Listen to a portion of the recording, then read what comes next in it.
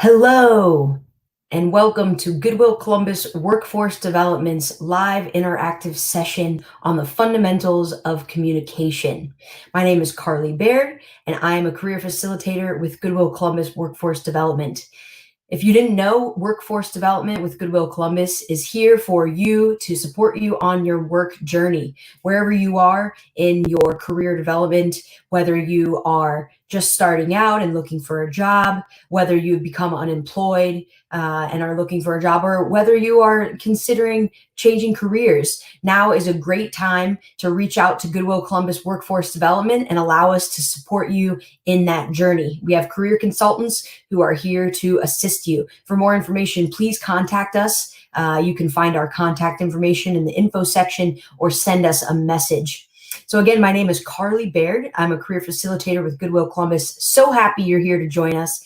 Thank you so much for spending a little time with us. We have a short session today on the fundamentals of communication, because wherever you find yourself in life, whether it's at work, at home, with friends, with family, communication is key, incredibly important element of our daily interactions. Without communication, we would not be able to share messages. We would not be able to send messages. We would not be able to exchange information or really connect with another human being without communication skills. So this is incredibly important stuff, you guys. Thank you for doing yourself a favor and spending a little time with us to learn about the basics and the fundamentals of communication. So we will have a moderator in the chat. So if you have any questions, please don't hesitate to drop us a comment, drop us a live comment. We'll have a moderator be able to answer those questions for you if you have any questions while we get going. So without further ado, let's get started.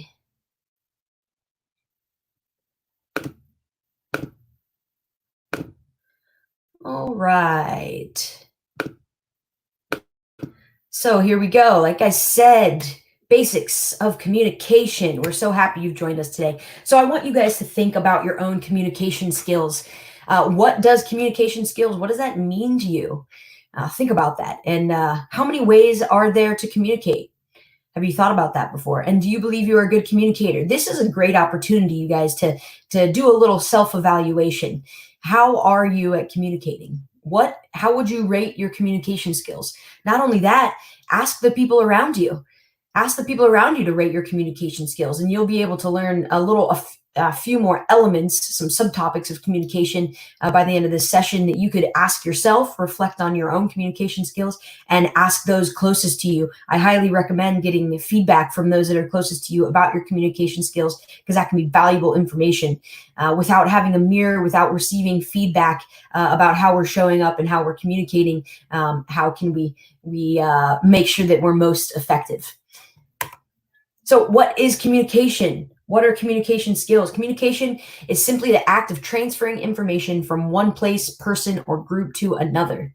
Every communication involves at least one sender, a message, and a recipient.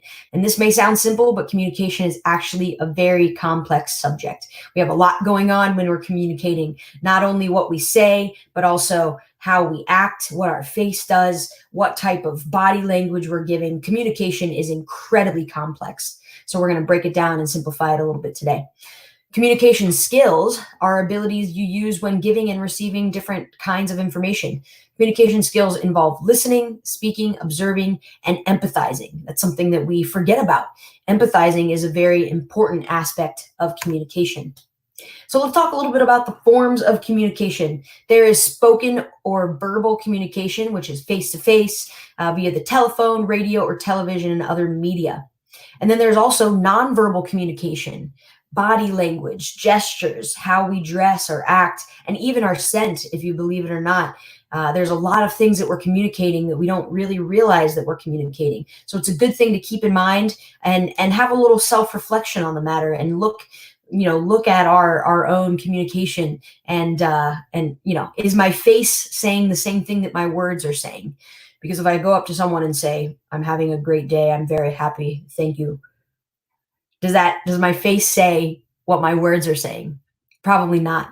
So that's something to keep in mind, to tell your face to convey the same message that your words are saying. A very important element. And also basic things like, other type of body language, whether I cross my arms or whether I have an open body position where I'm, open to receive information and to share information, or am I closed off and shut down?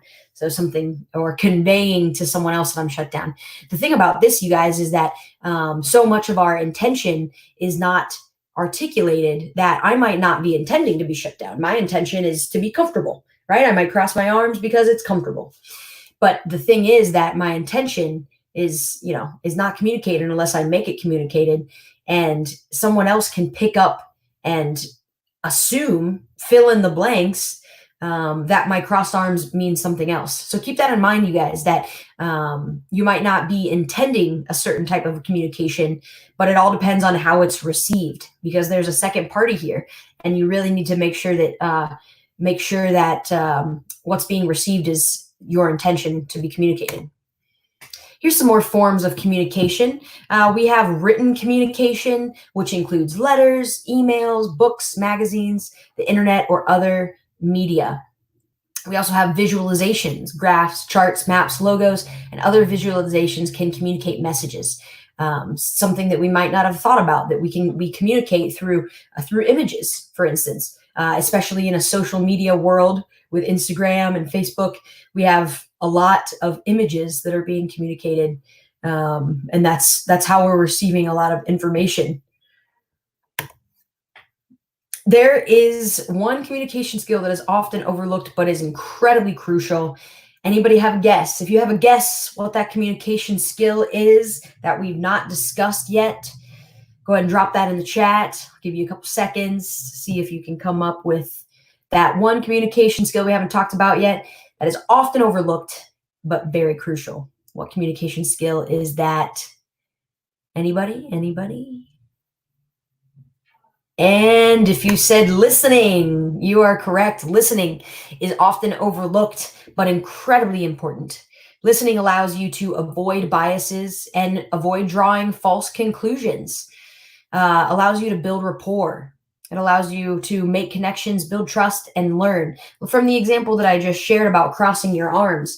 Now, if I'm the listener in this situation and I'm talking with someone with their arms crossed, my first assumption or bias or false conclusion might be, oh, this person is upset with me. And then, once I go there and indulge that conversation, but I'm out of control and not listening and making up a whole story about the other individual without realizing it. But instead, if I take the time to notice my false assumption, notice my biases, okay, this person is crossing their arms, I might think something else. Let me make sure I listen. Tune in, shut down, and let go of your internal conversation. Focus out on the individual who's talking. And then that allows you to really actually understand what they're trying to say. So it allows you to build rapport. Imagine how you feel when you know that you're being listened to.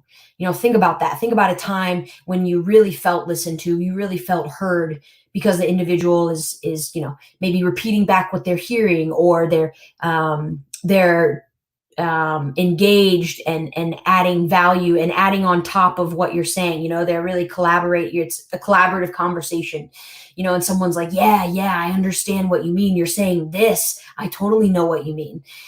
Think about that. When you're feeling heard, it feels good. When I'm talking and I feel heard, it feels like I matter, like I'm valuable, like I'm contributing to the other person. And that is something that can create a very powerful bond. So you can build rapport just by listening effectively to someone. It allows you to make connections. It allows you to connect to other things that you might not think about. Because if we're only listening to a third of what the person's saying, we're missing another 2/3 of information that could allow us to continue to make more connections. And again, it also builds trust, and it allows you to learn. It really allows us to add to our own knowledge on a topic or a situation, and allows us to learn new things if we open our ears and listen. There's the old adage that you might have heard before, that we have one mouth and two ears. So we need to listen twice as much as we talk. It's a valuable concept to keep in mind, that your listening is that you're tuned in and that you're really paying attention to your listening. To become a skillful listener, let's talk about some skills, some practices, some tools that we can put into place, put into action in order to be the best listener we can be. So first, keep your focus on the person who's speaking. It's so easy to have our phones out, be distracted, think we can multitask.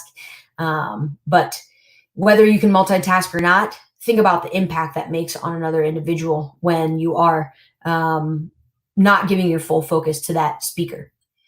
Listen to understand, not just to wait for your turn to talk. We've done it before and we've heard it before when someone is talking and you came up with a great response to that, but they're still talking, and you're waiting for your response and you're thinking about your response and you've missed the last half of what the person said because you're thinking about how you're going to respond. So instead, listen to understand.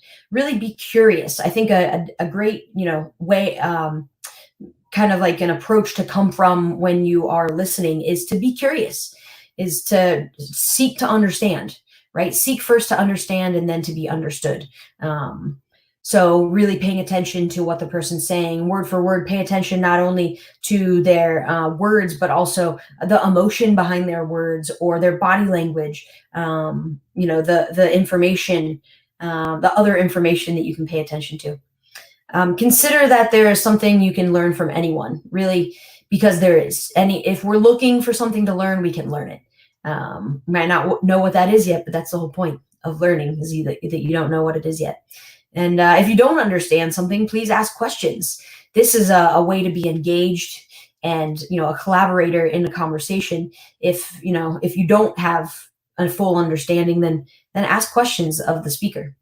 And don't let your mind wander. Stay in the present moment. It's very easy to do in this day and age. There's a lot of things to be talking about, to be thinking about, and it's easy to have your mind wander. But really try to do your best to stay focused, stay present, stay attentive to the speaker.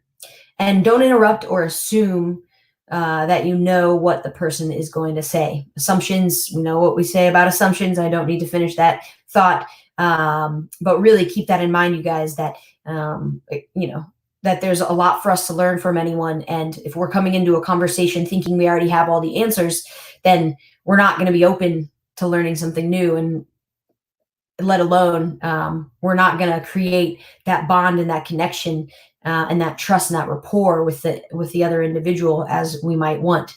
So again, a general overarching theme is to be curious and be inquisitive, be curious and seek to see what you can learn. Look out for the things that you can learn in any conversation, and that will support you in being an effective listener. So thank you so much for joining us today. I hope these were a few helpful tips for you.